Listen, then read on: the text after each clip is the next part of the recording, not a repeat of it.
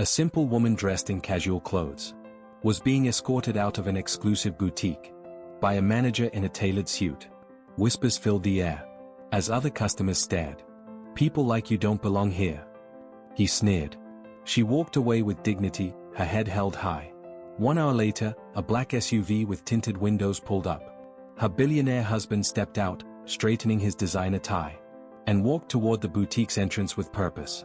The morning sun cast a golden glow over Rodeo Drive as Claire Matthews strolled along the iconic Los Angeles shopping district. At 45, she carried herself with quiet confidence, her shoulder length.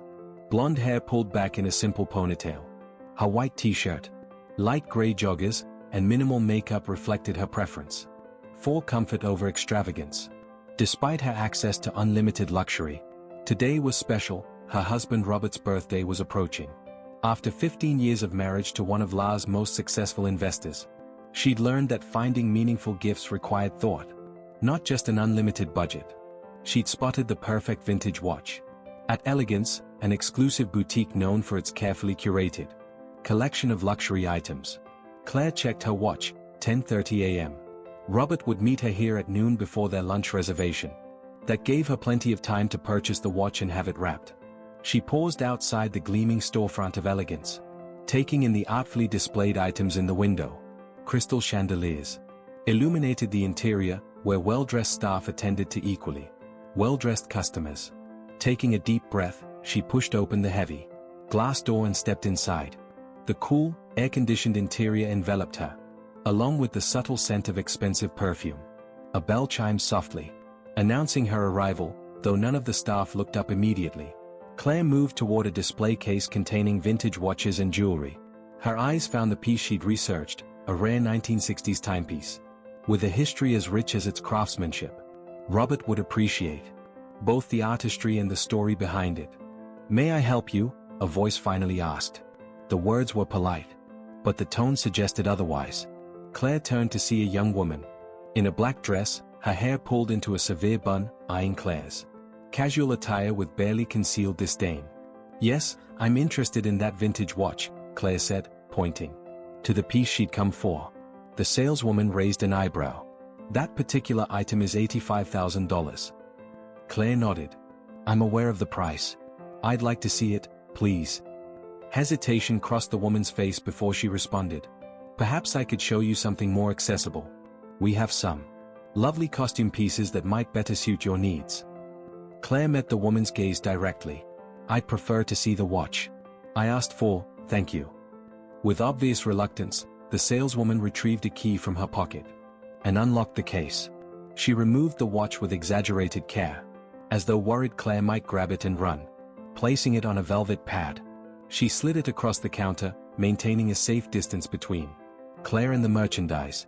"It's a limited edition, only 5 were ever made," the saleswoman explained, her tone suggesting this information would surely discourage her casual-looking customer. Claire examined the watch carefully, appreciating the craftsmanship. "It's perfect," she said, her mind already imagining Robert's reaction. "I'll take it." The saleswoman's eyebrows shot up. "You'll take it? Perhaps you'd like to discuss financing options." "That won't be necessary," Claire replied calmly. From across the store, an impeccably dressed man with slicked-back hair watched the interaction with narrowing eyes.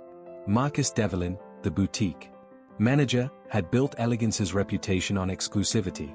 He prided himself on recognizing wealth on sight, and in his assessment, the woman in workout clothes examining their most expensive watch didn't qualify.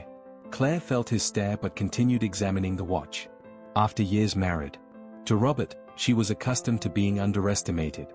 Usually, it amused her. Today, she simply wanted to purchase a meaningful gift before meeting her husband for lunch. Little did she know, this routine shopping trip was about to become anything but ordinary. Marcus Devlin approached with the practiced smile of someone who had mastered the art of looking pleasant while delivering unpleasant messages. His Italian suit and handmade shoes created a deliberate contrast with Claire's casual appearance. "Is there something I can help with here?" Marcus asked the saleswoman, though his eyes remained fixed on Claire. "This customer is interested in the Chronomaster," Veronica replied, emphasizing customer in a way that suggested Claire was anything but. "I see," Marcus said, turning his full attention to Claire. Madam, the Chronomaster is one of our most exclusive pieces. Perhaps Veronica could show you something more suitable for browsing purposes. Claire met his gaze steadily. I'm not browsing. I'd like to purchase this watch. Marcus exchanged a knowing look with Veronica. Claire had seen this before. The silent communication between luxury retail staff when they'd identified someone they believed didn't belong. Of course, Marcus said, his tone indulgent. However, we have a policy. With our high-value items, I'd need to see some form of verification before proceeding with such a significant purchase. Claire tilted her head slightly. Verification. A platinum card, at minimum, or perhaps evidence of funds. We've had issues with certain individuals wasting our time. His smile didn't reach his eyes. I'm sure you understand. A well-dressed couple nearby paused their conversation to observe the interaction. Their expressions a mixture of curiosity and second-hand embarrassment. I don't typically carry my cards when I'm dressed for the day's activities, Claire explained calmly. But I can assure you the purchase won't be a problem. My husband is actually meeting me here shortly. Ah, Marcus interrupted, his voice taking on a knowing tone. Your husband. Of course. He glanced at Veronica, who barely suppressed a smirk. Perhaps when your husband arrives, we can continue this conversation. Claire understood his implication immediately. He thought she was inventing a wealthy husband, a common tactic, apparently, among certain individuals. The watch is a surprise for him, Claire explained, her patience beginning to wear thin. I'd prefer to complete the purchase before he arrives. Marcus made a show of checking his watch. I'm afraid without verification, I can't authorize this transaction. We have many genuine customers waiting for assistance. He gestured toward the couple who had been watching, who quickly pretended they hadn't been listening. Another customer entered the boutique, a celebrity Claire recognized from film posters. Immediately, Marcus' demeanor transformed. Ms. Reynolds. What an honor, he exclaimed, already moving toward the actress. Veronica, perhaps you could continue assisting this patron, or direct her to our sales section in the back. Claire watched as Marcus fawned over the new arrival. The actress, uncomfortable with his excessive attention, glanced apologetically in Claire's direction. We don't actually have a sales section, Veronica said quietly. Look, maybe you should come back another time, with your husband, she added, with unmistakable skepticism. Claire checked her watch again. Robert would arrive in 30 minutes. She could wait and let him handle the situation, but that would ruin the surprise. Besides, she'd never relied on her husband's name or status to be treated with basic dignity. I'd still like to purchase the watch, Claire insisted. Veronica sighed dramatically. I've worked here 5 years. I know a discount. Hunter when I see one. You're just wasting everyone's time. The muttered words stung more than Claire cared to admit. Around her, other customers were beginning to stare. What had begun as a simple shopping trip was becoming an uncomfortable spectacle, all because she'd chosen comfort over couture for her morning attire. The situation deteriorated rapidly when Marcus returned from escorting the actress to the jewelry section. His expression had hardened, professional veneers slipping away. As he approached Claire, Madam, I believe we've been more than accommodating, he said, voice lowered, but tone sharp. But it's becoming clear that you're not a serious buyer. Claire straightened her shoulders. I've been nothing but clear about my intentions. To purchase the watch. You haven't verified you can actually afford it, he said, glancing at her simple clothing with obvious disdain. We've seen this before, people coming in, handling our merchandise, taking pictures, wasting our time, all for social media posts about a lifestyle they don't actually have. A flush crept up Claire's neck, not from embarrassment, but anger. I don't need to prove my worth based on my appearance. Marcus' patience visibly snapped. Enough. I must insist that you leave the premises. Excuse me? Claire's eyes widened. You heard me. He gestured toward the door. Either produce verification of funds, or exit my store. We cater to a specific clientele, and you're disrupting our business environment. The few customers browsing nearby had fallen silent, creating an uncomfortable bubble of attention.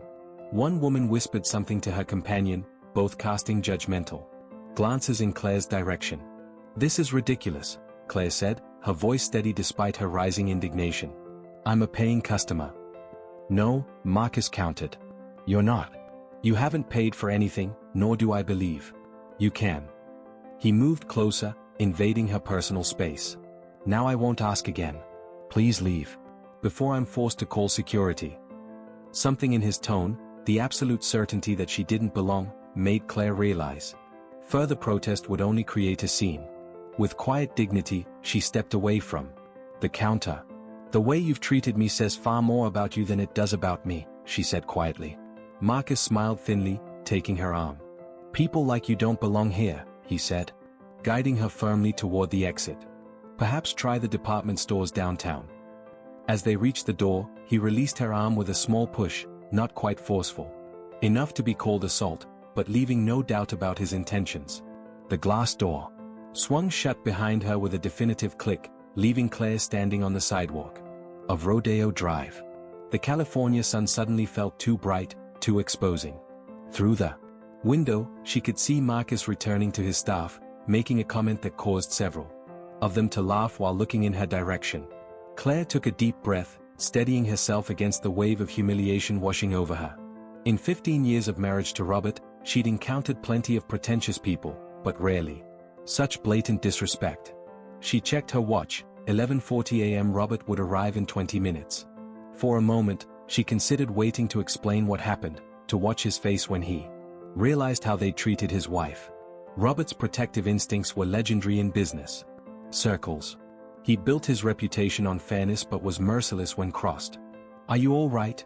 A woman's voice broke through Claire's thoughts. She turned to see the actress who'd entered the store earlier now exiting with a small shopping bag. "I saw what happened in there," the woman continued. "It was appalling." Claire managed a small smile. "Thank you for saying so. I'm fine, just surprised at how quickly assumptions are made." The actress nodded sympathetically before her driver ushered her toward a waiting car. Claire decided to walk down the block to clear her head. She wouldn't give Marcus the satisfaction of seeing her standing outside like she'd been put in timeout. Meanwhile, Robert Matthews's day had been intense, even by billionaire standards.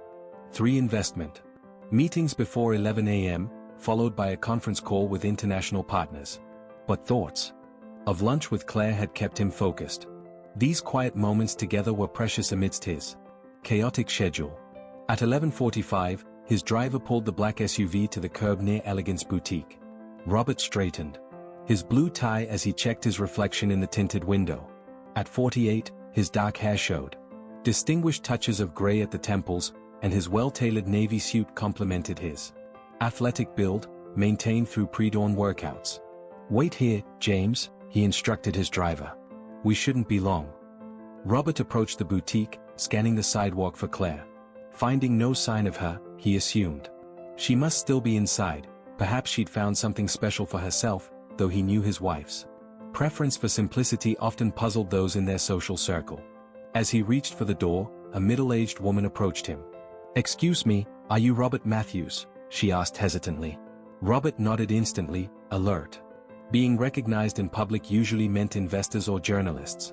"I just wanted you to know your wife was just asked to leave this store," the woman explained quietly. "I was inside." The way they treated her was disgraceful. "She walked that way," she added, pointing down the street. Robert's expression darkened.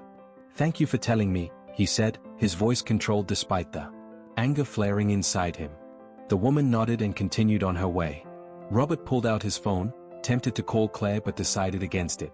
Instead, he texted his assistant, "Resht my 2 p.m. something's come up." His assistant's response was immediate, "Done. Everything all right?" "Will be," Robert replied cryptically. He looked through the boutique's windows, observing the opulent interior and the staff's interactions with customers. The manager, easily identifiable by his authoritative stance, was laughing with 2 saleswomen. Something about their body language, the shared smirk, told Robert all he needed to know. Robert Matthews hadn't built a billion-dollar investment empire by being impulsive. Every move was calculated, consequences mapped out 3 steps ahead. He assessed the situation with the same strategic mind that had made him a legend in financial circles. He could see Claire now, walking slowly back toward the boutique. Her posture was straight despite the humiliation she had endured. Their eyes met across the distance, and he saw her expression shift from surprise to something more complex, a mixture of love and resignation, as though she already knew what was coming. Claire quickened her pace, reaching Robert before he could enter the boutique. "I was just taking a walk," she explained, touching his arm gently. "How was your morning?" Robert studied his wife's face. After 15 years together, he could read the subtle signs of distress others would miss. "Someone told me what happened in there," he said quietly. Claire sighed. "It's nothing, Robert.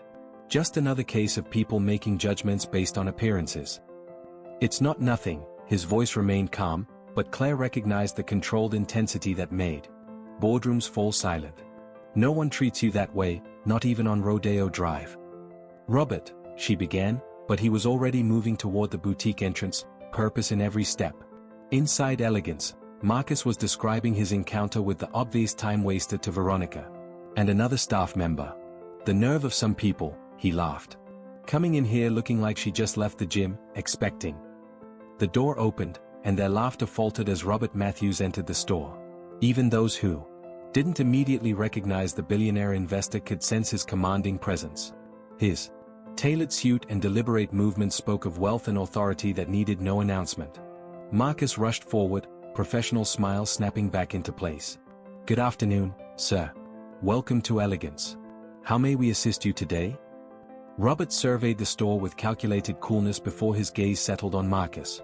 "I believe you just ejected my wife from your establishment." The color drained from Marcus's face as Claire stepped in behind Robert.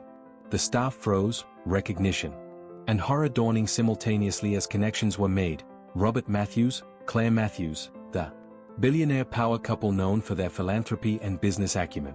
"Mr. Matthews," Marcus stammered, "there's been a terrible misunderstanding." "Has there?" Robert's voice remained even. "From what I understand, you judged my wife solely on her appearance, refused to sell her merchandise, and then physically escorted her from the premises while making derogatory comments." The other customers in the store had stopped browsing, riveted by the unfolding drama. Veronica stared at the floor, suddenly fascinated by her shoes. "Sir, if I had any idea who Mrs. Matthews was." Robert raised a hand, silencing him. "That's precisely the problem. You shouldn't need to know who someone is to treat them with basic dignity and respect." He turned to Claire. "Was this the watch you were trying to purchase?" Claire nodded, pointing to the vintage timepiece still resting on the velvet display pad. "Excellent choice," Robert said warmly before turning back to Marcus with a markedly cooler expression. "I'd like to speak with the owner of this establishment." Marcus swallowed hard. "Mr. Goldstein is in New York this week, but I'm the general manager. I have full authority." "Perfect," Robert interrupted. "Then you have full authority to explain to Mr. Goldstein why Elegance is about to face a very public relations nightmare and why your most exclusive pieces are about to be sold somewhere else." The statement hung in the air, its implications clear to everyone present. Robert Matthews wasn't just a billionaire, his investment firm held significant stakes in several luxury retail groups, and his influence extended throughout the industry. "Please, Mr. Matthews," Marcus pleaded, desperation replacing his earlier arrogance. "There must be something we can do to rectify this situation." "Actually," Robert said, his tone shifting to something almost conversational as he placed an arm around Claire's shoulders, "there is. But first, I'd like you to apologize to my wife, not because she's my wife, but because she deserved to be treated with respect regardless of who she is or what she's wearing." Marcus turned to Claire, his earlier disdain replaced by naked fear. "Mrs. Matthews, I cannot begin to express my regret for my inexcusable behavior." As Marcus finished his stilted apology, Robert nodded curtly. "Now about those consequences," he said, reaching into his jacket and producing a business card. "My office will be in touch regarding your employment status." Marcus blinked in confusion. "My employment? Did I forget to mention?" Robert's smile was devoid of warmth. "My investment group acquired a controlling interest in Goldstein Luxury Retail last month. The paperwork finalizes today. Technically, I'm your boss now." A collective gasp rippled through the store. Veronica's hand flew to her mouth, while Marcus swayed slightly, steadying himself against the counter. But rather than simply firing you, Robert continued, I have something more constructive in mind. Elegance will be launching a new program next month, sensitivity training for all employees, taught by experts in unconscious bias and equitable customer service. He turned to Claire, whose expression had softened slightly. And my wife has graciously agreed to oversee the program development. Claire hadn't agreed to any such thing, but she understood Robert's strategy. This wasn't just about punishment, it was about meaningful change. She nodded, playing along. Your alternative, Robert added, turning back to Marcus, is immediate resignation. Marcus looked between them, humiliation warring with self-preservation. I would appreciate the opportunity to learn and improve, sir. Robert checked his watch. Excellent. Training begins next week. Now, if you'll complete my wife's original purchase, we have a lunch reservation to keep. With trembling hands, Marcus processed the transaction for the vintage watch, the same hands that had pushed Claire out the door, now carefully wrapping her purchase in premium packaging. The store's earlier hostility was replaced by mortified deference. As the couple left Elegance, whispers erupted behind them. The story would spread through Rodeo Drive. Before evening, a cautionary tale about judging people by their appearances. Over lunch at their favorite restaurant, Claire and Robert enjoyed a quiet moment of vindication. Was that strictly necessary? She asked with a small smile. Robert took her hand across the table. Absolutely, not because you're my wife, but because nobody deserves that treatment. Indeed, the most valuable things in life aren't displayed in shop windows. Character, kindness, and dignity can be found beneath the simplest appearances. If this story touched your heart, don't forget to subscribe to our channel for more powerful moments of justice and human connection. We'd love to hear where you're watching from in the comments below. Remember, in a world quick to judge by appearances, your kindness could be the exception someone needs today. The most valuable possession is a compassionate spirit, something no luxury boutique can sell. Until next time, keep believing in the power of dignity.